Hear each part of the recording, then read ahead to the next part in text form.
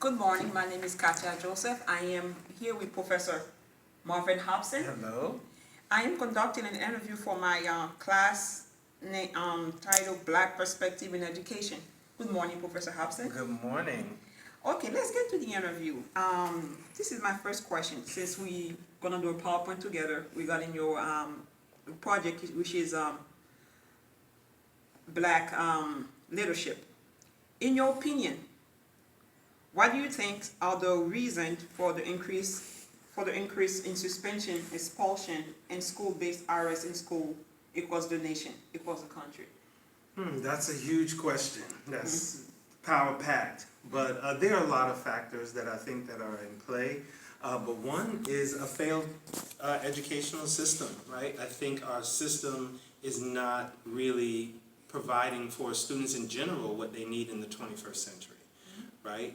We have a decline in high school graduation rates across the board, and just a lot of systematic issues with our educational system that need to be addressed, right? To really make sure that students are being prepared for the 21st century and not the 20th century, which is, when this system was created.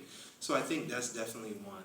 And of course, that disenfranchised, marginalized people and families are struggling in this economy. And so when you have both of these things happening at the same time, you have students who really can't find their way in the educational system and see a real need for how it will help them in their everyday lives. In the day, you could finish high school, you know that you would get a decent job.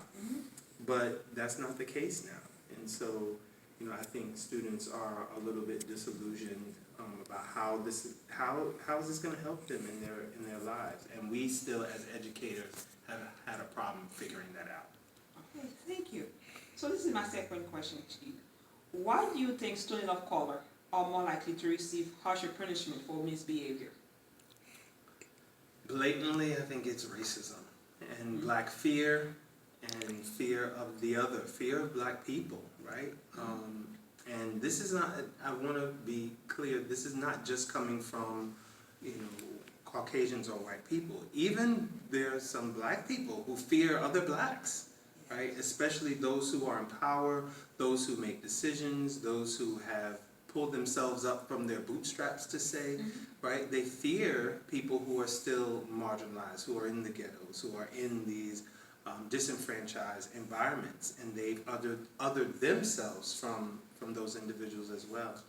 So I definitely think it's that fear of blacks that has created this, so that they can remove them from those situations in order to sort of educate those who are not causing any problems, who are not causing any backlash, and who look like people who are who they don't fear. Third question is, what step can you as an educator take to make sure that all students has access to an incredible education? Number one is creating a diverse group of educators who themselves have culturally competent methods that they're using, right? I love what places like DC is doing. They're recognizing that if teachers look like the students, that students perform better, right? Okay. And not only just to bring in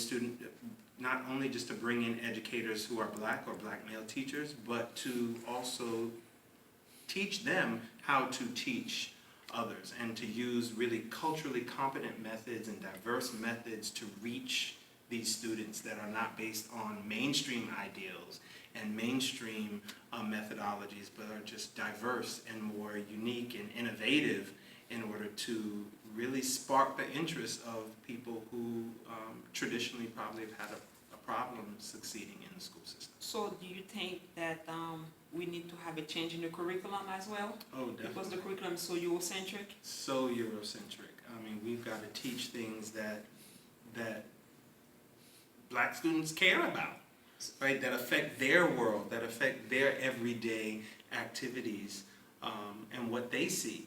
And I also was going to think about prior knowledge. I mean, they come in thinking, okay, for example, if you want to teach them Shakespeare, not to say that you can't teach Shakespeare, but you really got to contextualize Shakespeare for them in a way that it really connects with their world. By recognizing something like, rap music that has that same iambic pentameter that you have in rap music, you have in Shakespeare. So making those connections for students and really building the curriculum around those things so that they see how this is connected to their world and it's not so foreign to them. So you mean that mean we need to have some kind of aspect of Afrocentrics in our curriculum? If you want to teach Afro people, it's gotta be there, It's right? gonna be there.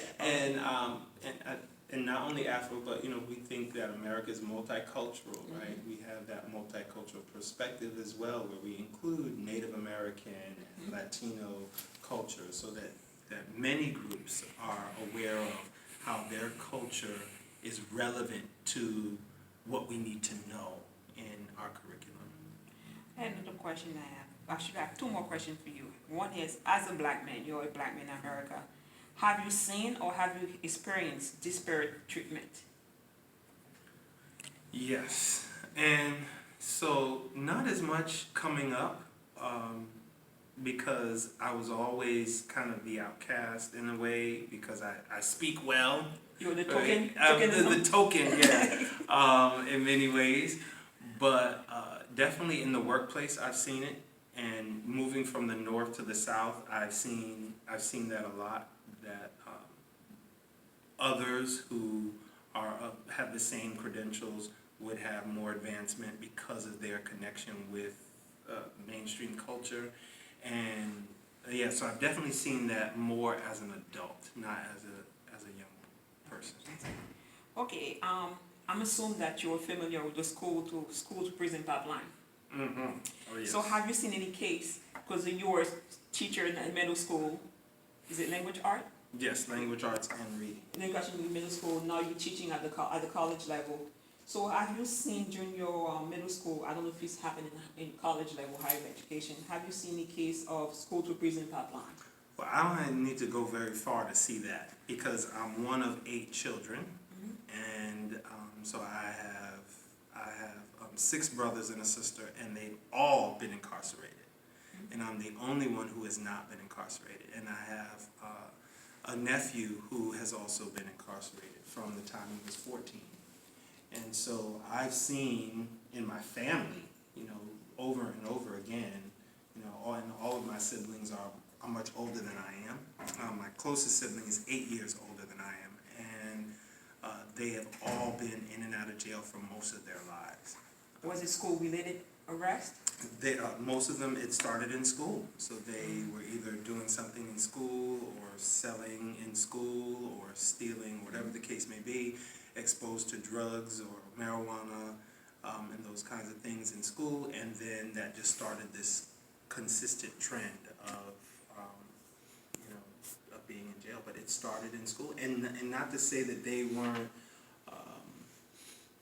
smart, they were extremely intelligent, but just didn't see the connection between how school was helping them in their lives, right, in their everyday lives. So yeah, I think that disconnect really allowed them to allow the streets to embrace them. Just like you said before in one of the questions you answered, when you said that probably African American youth do not see connection between the everyday life and the curriculum. Probably that's what happened to your siblings, where the curriculum is not speaking to them. No. It's not relevant to their everyday lives. Not at all. Why? And not to say that you can't learn about European, because there's a lot that you can learn from European culture, but even their own culture that's mentioned in the textbooks, it's whitewashed, right? And so they don't hear the true stories or the contentions of more than one black view. They only hear about Martin Luther King and he had a dream. Yes. But they don't tell them about Martin Luther King and how he said, okay, we're coming for our check. It's like they only tell one side of the story. And so I think, not that you would tell them the other side so that they would rise up and protest, but just so that they can see the wide range of experiences in the black community and how, okay, so now what do we do with that information, right? How do we how do we use that and move forward in order to fulfill what something like Martin Luther King really wanted? Okay, he had a dream, but he also wanted us to have reparations or equal representation, right? How do we see that happening in the 21st century? Because that dream has not been fulfilled, No, it's not. right? So, yeah, I think telling the whole story so that African Americans and all people really, because African Americans usher in the equality for all people, right? How does that? How can we continue that trend in the 21st century and not from the white gaze, but from a black-centered view? Yeah. Thank you, Professor Hobson. Do you have any questions for me? Thank you. No, I just would love to see the final product. Thank you. Have a great Wonderful. day.